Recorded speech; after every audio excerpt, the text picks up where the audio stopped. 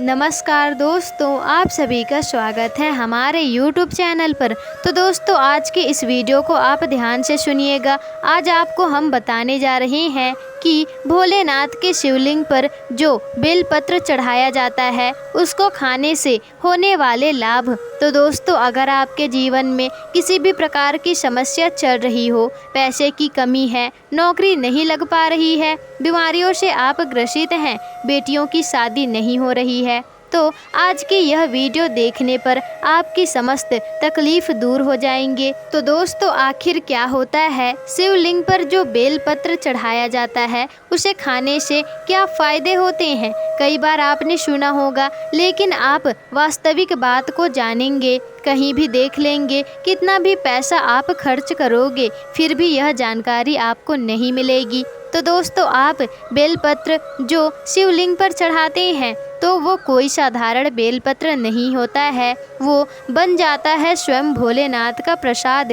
और दोस्तों, हमारे धर्मशास्त्रों में कहा गया है कि शिवलिंग पर चढ़ाया गया बेलपत्र 6 महीने तक बासी नहीं होता। और ये भी कहते हैं कि शिवलिंग पर चढ़ाया गया बेलपत्र को पुनः धोकर उसे चढ़ाया भी जा सकता है।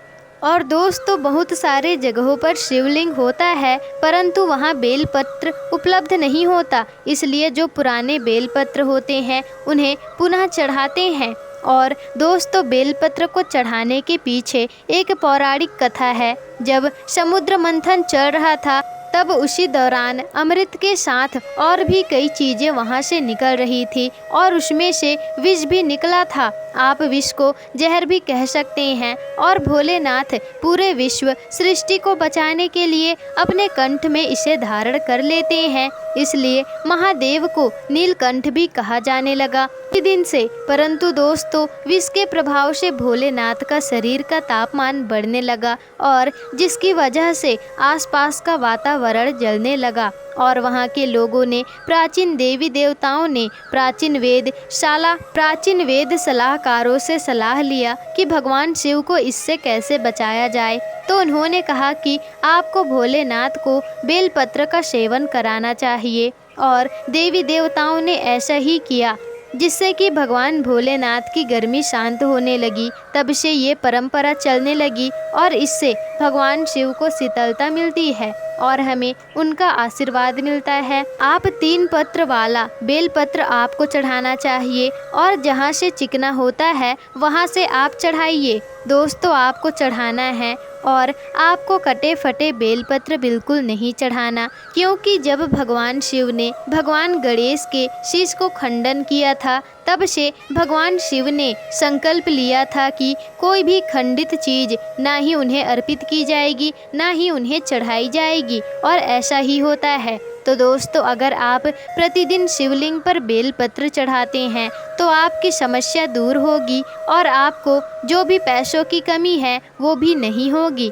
और आप जो बेलपत्र जो तिजोरी में रखते हैं तो उनके घरों में पैसों की कमी कभी भी नहीं होती है। और दोस्तों, आगे हम आपको और भी जानकारी दे रहे हैं, तो आप वीडियो को अंत तक जरूर देखिएगा। तो आइए जान लेते हैं बेलपत्र से जुड़े कुछ विशेष जानकारियाँ। तो दोस्तों, प्राचीन काल में यह भी बताया गया है कि कुछ विशेष समय होते हैं और उसी समय में ये बेलपत्र आपको कभी भी नहीं तोड़ने चाहिए। वो तिथि चतुर्थी, अष्टमी, दशमी, अमावस्या, इन तिथि में आपको कभी भी बेलपत्र नहीं तोड़ना चाहिए। और सोमवार को भी नहीं तोड़ना चाहिए, क्योंकि सोमवार को भगवान शिव उस पर निवास करते हैं और साथ ही उसमें बेल के पेड़ में ब्रह्मा जी, विष्णु जी का भी वास होता है और हमारे देवी देवताओं की शक्ति भी उसमें सम्मिलित होती है। इसलिए आपको कभी भी सोमवार को बेलपत्र नहीं तोड़ना चाहिए। लेकिन फिर भी अगर आप तोड़ते हैं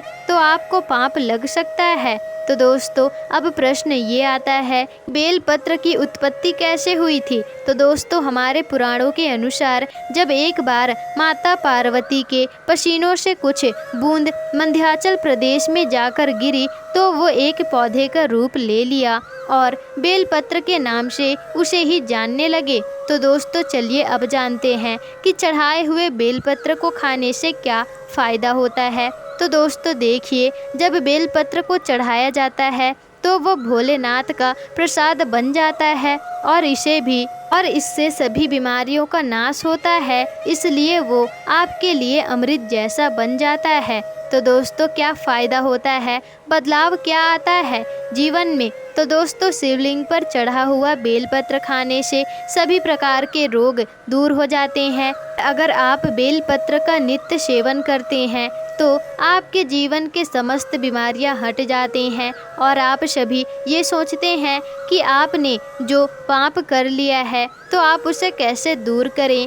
तो फिर दोस्तों आप सभी तरीके से देखते हैं और फिर भी कुछ नहीं हो पाता। तो दोस्तों ज़्यादा कुछ नहीं, बस आप 14 से 15 दिन तक भोलेनाथ पर चढ़ा हुआ बेलपत्र का सेवन करते हैं तो जो तामसिक गुण होते हैं वो पूर्ण रूप से खत्म हो जाते हैं और किसी भी प्रकार के पापों को यह खत्म कर देता है। तो दोस्तों आपको नित्य बेलपत्र का सेवन अवश्य ही करना चाहिए और आपको भोलेनाथ का यह प्रसाद समझकर इसे अवश्य ही ग्रहण करना चाहिए। दोस्तों आपको रोज़ 5 बेलपत्र खाने चाहिए। यह किसी भी प्रकार के बीमारियों को समाप्त कर देता है और आपके जीवन बदलने लगेगा। दोस्तों यह ऐसा करने से आपका भाग्य भी खुल जाएगा और ये भी कहा जाता है कि बेलपत्र को खाने से आपका खून भी साफ होता है। और दोस्तों आपको धीरे धीरे इसके क्रम को बढ़ाना होगा और ये आपके लिए बहुत ही फायदेमंद है। और दोस्तों शिवलिंग पर चढ़ा हुआ बेलपत्र खाने से आपकी सारी इच्छा भी पूर्ण होती है। तो ऐसा कई बार होता है कि आपके घर में धन नहीं आता, आप मेहनत करते हैं परंतु पैसा कमा नहीं पाते, तो आपको भी ये उपाय अवश्य करना चाहिए। और दोस्तों आपके जीवन में खुशी नहीं है, आप अकेले अकेले ही रहते हैं, तो आप भी यह उपाय अवश्य ही एक बार करके देखिएगा। सिर्फ बेलपत्र ही तो खाना है आपको। तो दोस्तों आप यह उपाय अवश्य कीजिए और आपका सारा समस्या इससे दूर हो जाएगा और आपकी सारी इच्छा की पूर्ति भी होगी और कष्ट भी समस्त समाप्त हो जाएंगे। तो दोस्तों आज के लिए बस इतना ही। और अगर आपको यह वीडियो पसंद आई हो तो वीडियो को लाइक ज़रूर कर दीजिएगा और कमेंट बॉक्स में हर हर महादेव अवश्य ही लिख दीजिएगा। और अगर आप हमारे चैनल पर नए हैं तो चैनल को सब्सक्राइब करके बेल आइकन ज़रूर ही प्रेस कर लीजिएगा, जिससे कि आपको ऐसी ही जानकारी पूर्वक वीडियोस आगे भी मिल सके।